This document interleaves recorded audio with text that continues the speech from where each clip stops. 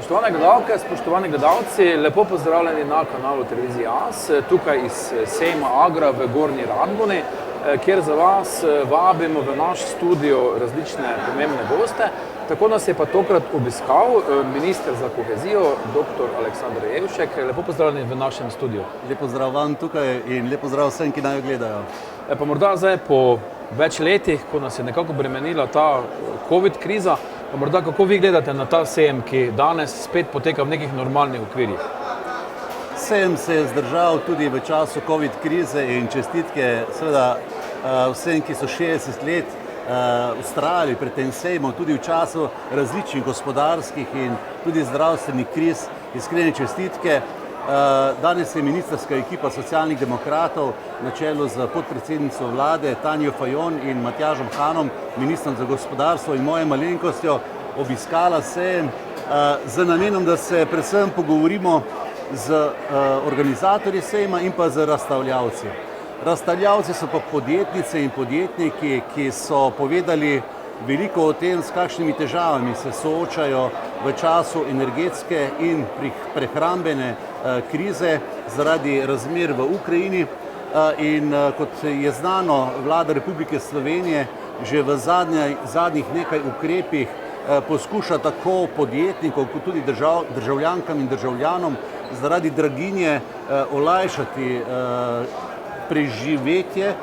In tukaj bi se jaz v tem kontekstu sejma predvsem osredotočil na podjetnice in podjetnike, ki se soočajo z velikimi problemi zaradi dražitve energentov. In predvsem za ministra za gospodarstvo je bila pomembna informacija, ki on sicer že ve, ker se zelo veliko pogovarja z gospodarskimi zbornicami in tudi neposredno z podjetniki. Tudi sam ob obiskih na terenu veliko tega izvem. In to nam je pomembno zaradi sprejemanja ustreznih ukrepov za to, da preživimo to energetsko krizo. Mi ta trenutek pripravljamo vrsto ukrepov na vladi za preživetje zime in za to, da bomo nekako pripravljeni na drugo leto, ker enostavno ne samo pri nas v Sloveniji, tudi sicer v Evropi bodo razmere zelo resne. Pomembno je, da preživimo in da iz tega izplavamo na površje in normalno začnejo podjetja tudi funkcionirati.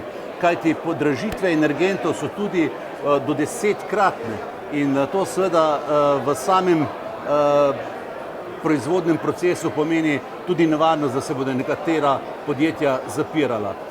No, zdaj pa, če se mogoče bolj usmerim na področje, ki ga kot minister za kohezijo skupaj za svojo ekipo vodim, moram povedati, da smo uspešno predali zadnjo verzijo partnerskega sporazuma.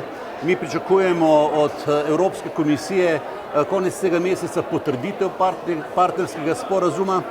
Sedaj pa pripravljamo program skupaj z kohezijskimi regijami Vzhod in Zahod, skupaj z razvojnimi regijami, z razvojnimi agencijami, skupaj z ministrstvi, z različnimi zbornicami, združenji, ki so na konec koncev uporabniki evropskih sredstev. Torej delamo po principu od spodaj navzgor, zaradi tega, ker to, kar sem tudi ob svojem mandatu, ko sem ga nastopil in tudi v zaslišanju v parlamentu povedal, evropski denar je namenjen ljudem, Evropejcem, da bodo zaupali v Evropo, ker veliko tega se je iz evropskega denarja naredilo, kar imamo danes, in se mi zdi, da so potrebe glede na čas in prostor zopet nove in različne. In denar ne morejo razporejati uradniki na ministrstvih, ampak denar je predvsem namenjen lokalni in regionalni ravni. In zaradi tega smo v kontekstu priprav, torej kot rečeno, programa za naslednjo finančno perspektivo, sedaj v fazi, ko smo tretjo verzijo, delovno verzijo programa že poslali na komisijo in zdaj v naslednjih dneh pričakujemo odziv komisije na naše predloge, kajti komisija določa pravila, ki so jih države akceptirale in jaz mislim in računam in želim si pravzaprav, da bomo uspeli teh 3,3 milijarde evrov v naslednji finančni perspektivi pripraviti v programu nekje do konca septembra. In konca septembra je rok, ko moramo predati zadnjo verzijo programa, zato da ga komisija pregleda in da ga potrdi do konca leta. Potem bomo lahko takoj začeli z razpisi v naslednjem letu in to je ta trenutek izjemno zahtevno delo, ki zahteva veliko pogovorov, veliko usklajevanj. In v sklopu tega, danes je se pravi torek, ko midva ta pogovor snemava, jutri je sreda, imate svet regije, morda še nekaj besed o tem, kaj se bo tam dogajalo?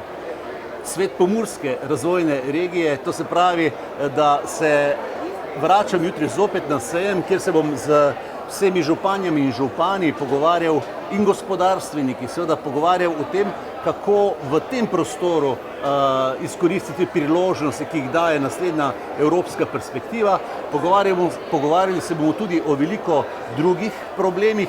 Jaz sem, gledajte, seveda minister iz celotne Slovenije, da ne bo, če bo kdo gledal iz drugega konca Slovenije to oddajo, ne dajem nobene prednosti Pomurju v tem smislu, da bi imelo Pomurje zaradi tega nekaj več, ampak informacij pa bo imelo dovolj za to, da se pripravi na naslednjo finančno perspektivo.